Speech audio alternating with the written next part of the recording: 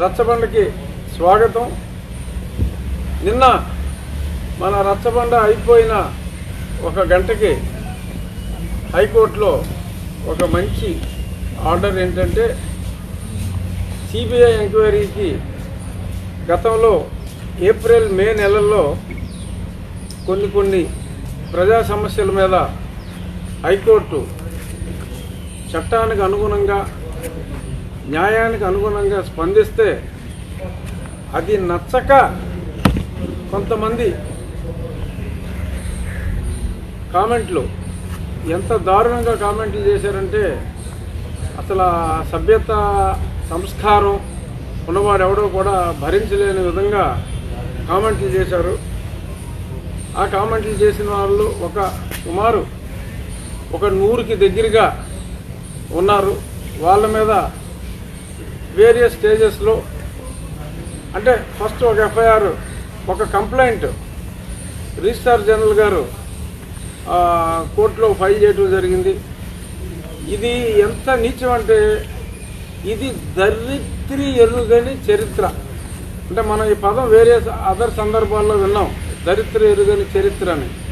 ఒక న్యాయ వ్యవస్థని ఒక ప్రభుత్వం చెప్పాలి అంటే ప్రభుత్వం ఎలాగన్నదే ఆ జడ్జిమెంట్లో కూడా ఉంది.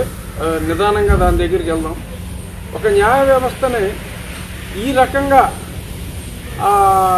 నిర్వీర్యం చేసే ప్రయత్నంలో భాగంగా అసలు మనకి అబ్సల్యూట్ లాలెస్నెస్. అదే చట్టం అంటే మనకు గౌరవం లేదు. ఆర్టికల్ 121 అండ్ ఆర్టికల్ 211 అందులో చాలా స్పష్టంగా ఉంది. ఇలాగ ఎవరైనా న్యాయ వ్యవస్థని ఎవరు కూడా న్యాయ వ్యవస్థని పల్లెత్తు మాట అనకూడదు.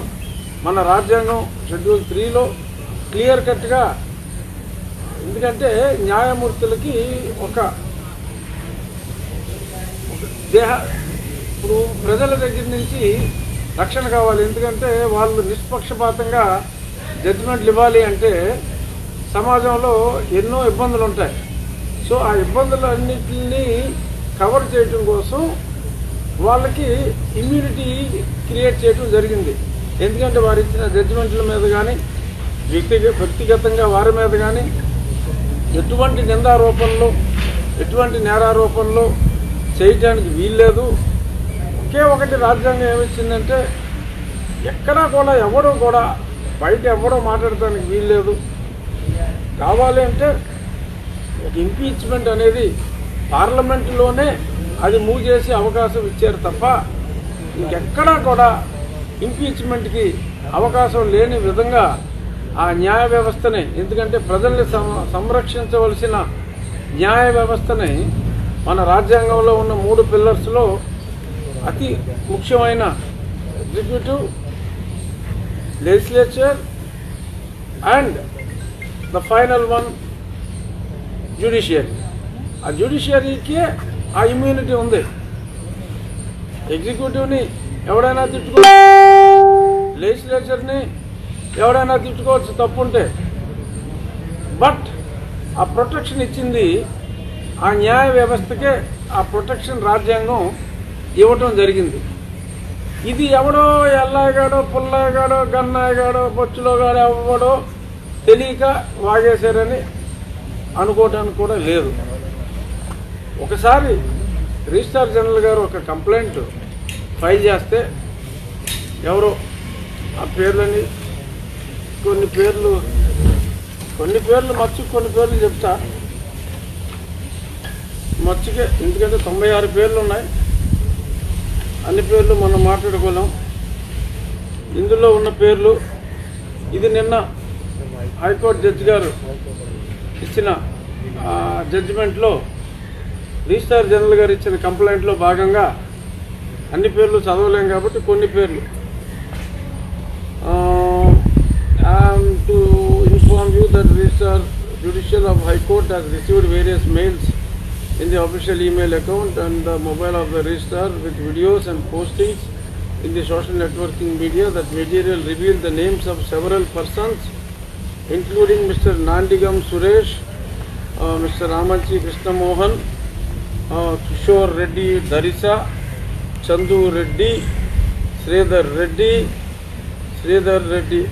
జి వేరు, శ్రీధర్ రెడ్డి ఏ, అవుతు రామాంజనేయ రెడ్డి, లింగారెడ్డి, ఇలా ఇంకెవరో శ్రీను, మరి ఆయన పేరు ఏముందో మరి చివరిలో తెలియదు. ఇంకా అలా చాలా పేర్లు. ఇంకా అందులో సింహభాగం మరి కొంచెం ఒక సామాజిక వర్గం వాళ్ళు ఎక్కువ ఉన్నాయి. వీళ్ళు చేసిన కామెంట్లు కూడా ఏంటంటే ఎంత దారుణంగా ఉన్నాయంటే, ఒక ఆయన అయితే మా పార్టీ, మా యూసరా రైకాపా పార్టీ ఆఫీసులోంచే మాట్లాడాడంట. అది మా అఫీషియల్ మరి ఒక పర్టికులర్ సాక్షి మీడియాలోనే అది ప్రసారం కూడా చేశారట. అది కూడా వీడియో క్లిప్పింగ్ ఇచ్చారంట. ఇంకెవరో ముక్కలుగా చేసేయాలన్నారు. ఇవి నన్ను తిట్టినట్టే తిట్టారు వాళ్ళు కూడా. కొంతమంది మనం చెప్పలేము. మొన్న ఒక మంత్రి గారు, ఒక ఉప ముఖ్యమంత్రి గారు తెలుగులో ఏదైతే వాడారో అదే మాట, ఎందుకంటే ఆ మాట సభ్యులైన మనం మాట్లాడలేము, వినలేము కాబట్టి వారు మాట్లాడిన మాటని ఇంగ్లీష్లో తర్జుమా చేసి మాట్లాడటం జరిగింది. మరి ఇది చూస్తే appears that there is a larger conspiracy against the honourable judges. So ఇంకెవరు ఒక గదిలో పెట్టి కరోనా వాళ్ళని అందులో వదిలేసి వీళ్ళందరికీ కరోనా అంటించాలని. తర్వాత ఇంకొక పాయింట్ ఏంటంటే, it is submitted that to aggravate the prevailing attack on the Honorable High Court and the Honorable Judges, Member of Parliament Rajya Sabha and General Secretary of Yuvajana Shramika Raitu Congress Party made comments on 19/9/2020 against the judicial officer that to paved during the course of dispensation of justice and which can be tested before the appellate. So, అంటే మరి general secretary, మా పార్టీకి జాతీయ general secretary, Rajya Sabha సభ్యులు అయితే ఒకళ్ళే, విజయసాయి రెడ్డి గారు. బహుశా అక్కడ పేరు రాయకుండా ఆయన హోదాకి గౌరవం ఇస్తూ అది రాశారు.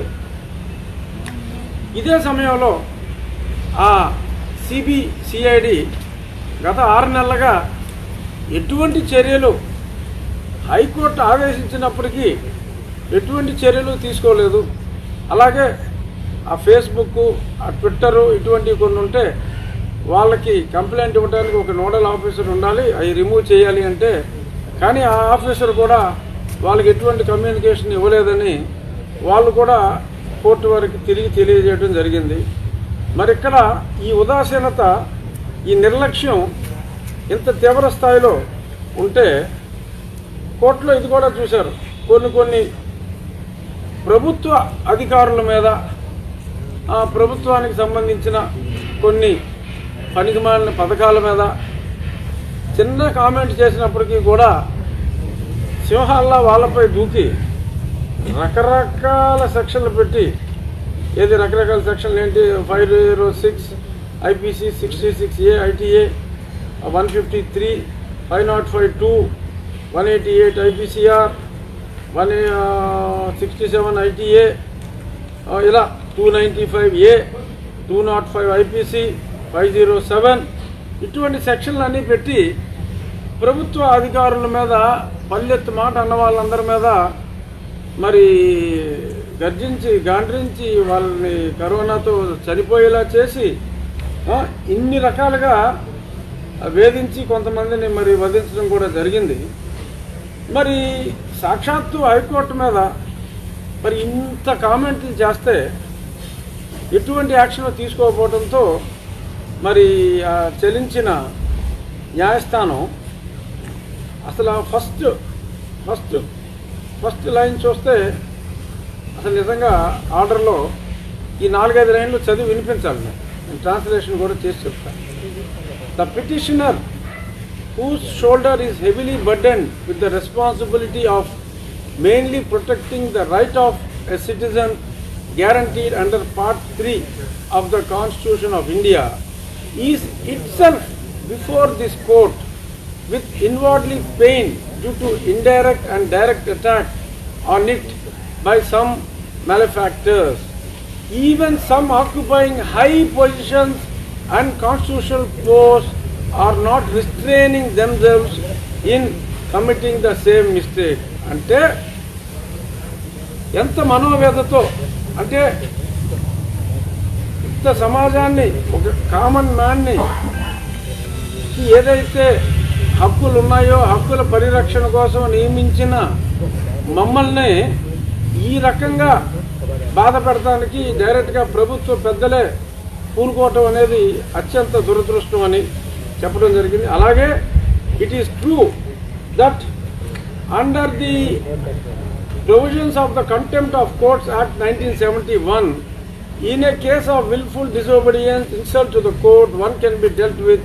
But the fact remains that penal provisions under the contempt of courts are though enough to deter the persons who have some faith in the system, but not enough to deter such malefactors in making unwarranted allegations against the judiciary or judges. Ante contempt provision 1971 contempt of courts act ప్రకారం ఇచ్చినప్పటికీ కొంతమంది అంటే కావాలి అని చెప్పి డెలిబరేట్గా తప్పు చేసే ఈ ప్రభుత్వ వ్యవస్థలో అత్యంత ఉన్నత స్థానంలో ఉన్న వాళ్ళని డీల్ చేయటం చాలా కష్టంగా ఉంది. అది అత్యంత అవసరం అని కూడా పేర్కోవడం జరిగింది. సరే, వెరస ఏంటంటే చివరికి ఈ కేసులో ఎంపీలు ఉన్నారు, సభాపతులు ఉన్నారు, ఉప ముఖ్యమంత్రి గారు ఉన్నారు,